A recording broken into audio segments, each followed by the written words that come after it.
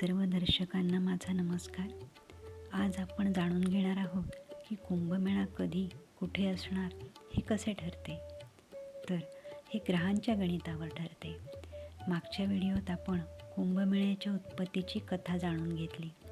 कथेत आपण ऐकले की समुद्रमंथनाच्या वेळी अमृत कुंभ मिळवण्यासाठी देवदानवांचे जे युद्ध झाले होते, त्या युद्धात सूर्यदेव, चंद्रदेव आणि गुरुग्रह देवता यांचा मोठा सहभाग होता. त्यामुळे या तीनही ग्रहांच्या विशिष्ट स्थितीवरून कुंभमेळ्याची वेळ ठरते.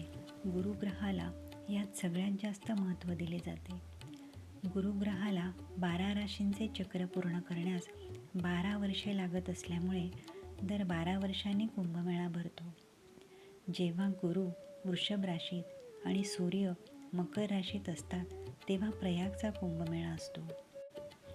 जेव्हा सूर्य मेष राशीत आणि गुरु कुंभ राशीत असतात तेव्हा हरिद्वारचा कुंभमेळा असतो.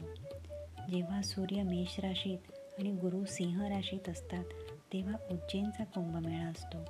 आणि गुरु आणि सूर्य दोघेही सिंह राशीत असताना नाशिक त्र्यंबकेश्वरचा सिंहस्थ कुंभमेळा साजरा होतो. लाखो कोटींच्या संख्येने भाविक या पवित्र सोहळ्याचा लाभ घेतात. 2025मध्ये प्रयागराज उत्तराखंड येथे महाकुंभमेळा आयोजित केला जाणार आहे.